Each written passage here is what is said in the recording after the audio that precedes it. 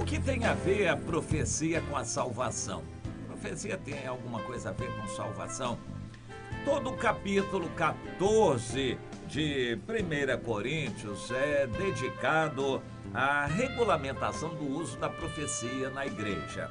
Mas logo lá no princípio, no capítulo 14 e versículo 3, diz que, como consequência da profecia, nós temos três coisas que acontecem na época do Novo Testamento, na igreja. Quando vem a profecia, que vem em mistério, é uma revelação de Deus. A profecia não é pregação, não tem nada a ver com pregação. Profecia é revelação de Deus. Ela edifica, por um lado, fortalece a fé das pessoas, ela exorta, porque se a pessoa está distraída, acomodada, a profecia exorta, e a profecia consola aquele que está sofrendo, e isso é uma finalidade muito importante e necessária da profecia também. Consolação quando o cristão está passando por lutas, dificuldades, problemas muito sérios. A profecia é uma palavra que vem de Deus e tem consequências essas que estão ali. Eu nem vou tecer muitos comentários sobre no meu entender, a aberração de uma interpretação tradicional que abomina a sobrenaturalidade, que não quer crer em revelações, em mistérios de Deus. Eles usam isso aqui como uma definição de profecia. Profecia é qualquer coisa que você fale que consola, qualquer coisa que você fala que exorte, qualquer coisa que você fala que edifica. Então isso é profecia. Não precisa nem muito longe para ver como essa gente está por fora, quem está falando isso. Mas tem gente grande, até considerada grande em teologia, que está cometendo essa aberração. Bom, eles ignoram o versículo anterior, em que o apóstolo Paulo diz que a profecia é uma revelação, é um mistério que vem de Deus, não é da pessoa, não é pregação. A profecia, então, é uma revelação de Deus com esta finalidade de exortar, edificar e consolar a pessoa. Mas a profecia, sendo trazida por Deus, pode ser dada a qualquer pessoa na igreja. Eu não entendo que isto seja aplicável a qualquer reunião grande, mesmo porque quando se usa microfone já dificulta um pouco a coisa. Mas em reuniões pequenas, que aliás era o que acontecia naquela época, a igreja não se concentrava, a igreja se reunia espalhada. As reuniões eram reuniões de culto em que todos podiam participar, todos podiam profetizar. E o apóstolo Paulo regulamenta, dizendo, olha, se todo mundo profetizar, vai ser uma loucura isto. Eu me lembro que no início da comunidade, 30 anos atrás, eu fazia reuniões em casa. A célula primeira foi com minha família. Reunia meus filhos, a esposa, estávamos em culto a Deus. E eu dava oportunidade de cada um participar. E aí iam contar as visões que tiveram.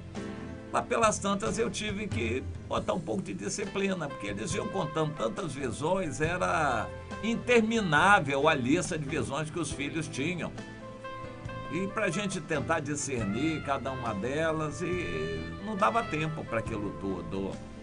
E era interessante isso, de tantas revelações e visões que eles tinham, meus filhos pequenos ainda. E o apóstolo Paulo diz, olha, quando forem profetizar, 2 ou 3 só, e os outros julguem. Se vier profecia urgente a um que está sentado, o outro se cale, mas isso seja para edificação, com ordem e decência. Que a profecia é necessária, isso é preciso que se saiba. E o apóstolo exorta, não proibais o falar em línguas, e procurai com zelo o dom de profetizar. Não seja proibido, ninguém despreze profecias. E lá em Provérbios 29:18, Salomão já entendia que sem profecia o povo se corrompe. A igreja onde não há revelação, não há profecia, as pessoas se acomodam.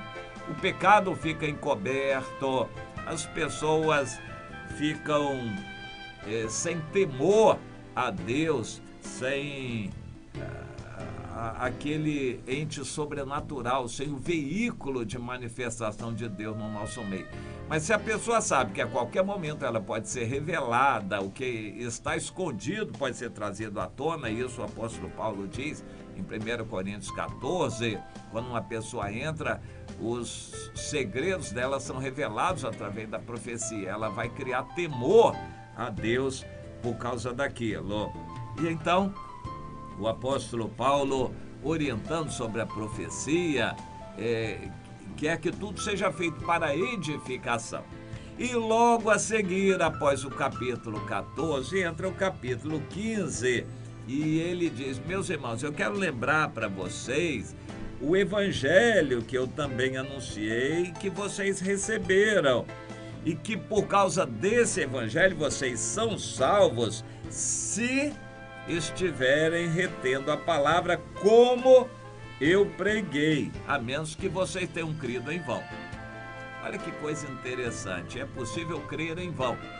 Muitos crentes estão crendo em vão, porque a palavra fica infrutífera, é como aquela semente que germinou, mas no meio das pedras, e morreu.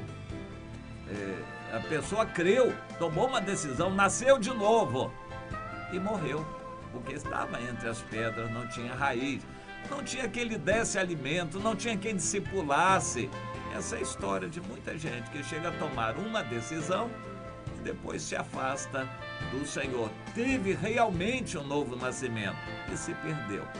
Mas existem aqueles que não se perdem, mas semeados no meio dos espinhos, eles nascem de novo, ficam na igreja a vida inteira, mas não dão fruto. Não dão fruto. Eles creram também, no meu entender, em vão. E o apóstolo Paulo diz: a palavra tem que ser como eu entreguei. A profecia serve para confirmar a palavra, para confirmar o que é de Deus. A profecia é necessária para confirmar toda esta atuação nossa na igreja e o frutificar de cada irmão. E aqui o apóstolo Paulo coloca um condicional: vocês são salvos se retiverem a palavra como eu entreguei. Para reter a palavra como foi entregue é necessário que haja confirmação, lembrança dessa palavra, atuação do Espírito, profecias, para ter certeza que aquilo é de Deus, que você está firme na palavra. Caso contrário, há um desvio, uma apostasia, e daqui a pouco há pessoas que estão achando que estão no Senhor e estão totalmente longe, como os fariseus. Se tinham como os melhores religiosos, na verdade eles estavam totalmente longe de Deus. Hoje nas igrejas existe isso. Igrejas que se têm como muito rigorosas, muito sérias na doutrina, e o povo está totalmente longe de Deus, totalmente longe da essência do Evangelho. Existe igreja de bênção, as pessoas vão lá procurar bem-estar, igreja do pensamento positivo, da autoestima, igreja em que as pessoas vão lá não para adorar a Deus, para cultuar, para servir a Deus, para se consertarem, para se santificarem. Vão lá para receber bênção, para se sentirem bem, para terapia do amor, para terapia não sei o que lá. Eles vão lá para se sentirem bem, eles vão lá porque eles gostam, eles vão lá para pedirem bênção. É um evangelho totalmente distorcido, apostatado. Eles estão bem longe do Senhor, não estão retendo a palavra, porque não há profecia. Deus não está livre ali para falar que não está gostando. Eles simplesmente cortam profecia, eles não querem que Deus se manifeste ali. Aquelas pessoas, no meu entender, não vão ser salvas.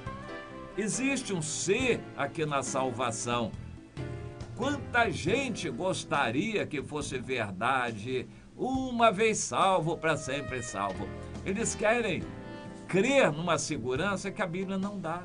Enquanto há vida, há esperança de uma ou de outra coisa. Ou seja, enquanto você está vivo, sempre pode se voltar para Deus e se converter, quanto pode se afastar de Deus também. Enquanto há vida, existe o ser, a possibilidade de se afastar do Senhor.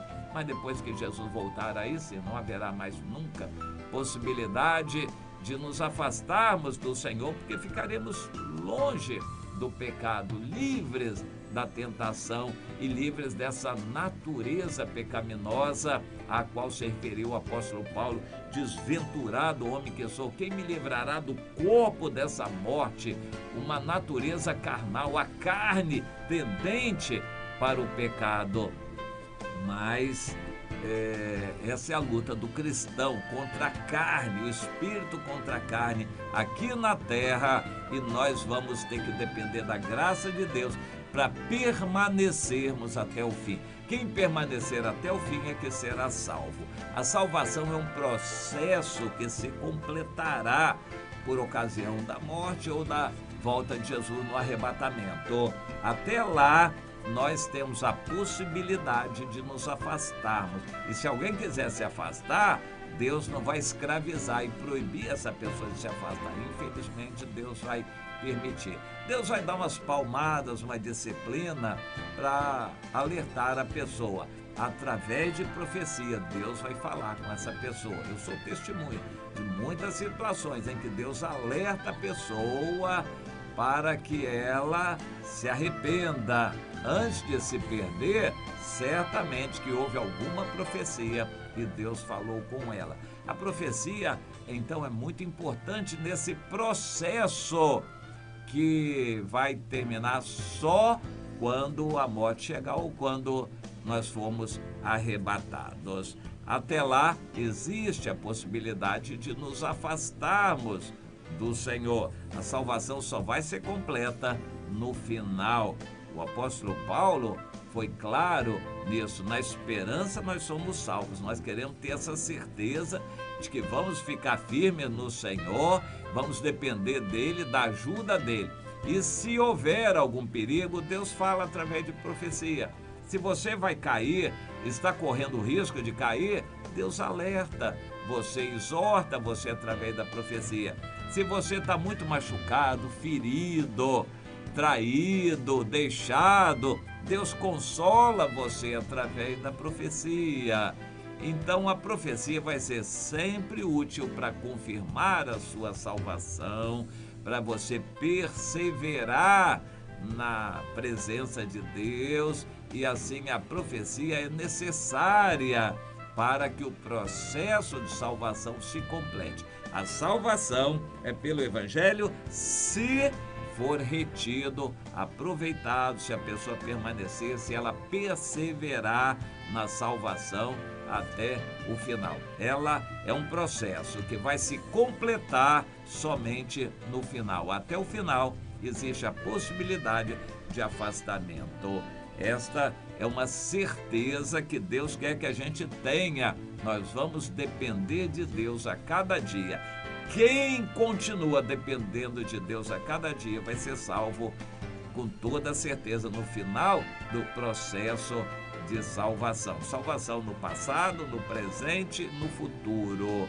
É necessário que ela se complete. A fidelidade de Deus vai estar nos guiando, mas até o final ele ainda vai respeitar a nossa individualidade. Se alguém quiser se afastar, às vezes a pessoa não quer, mas distraidamente ela está se afastando. Então a profecia vem para ajudar, alertar, exortar essa pessoa. Entenda a importância de nós ouvirmos profecia, de recebermos a palavra de Deus, de buscarmos a palavra de Deus. Ela nos ajuda muito para que ninguém se afaste do Senhor, ninguém perca a sua salvação.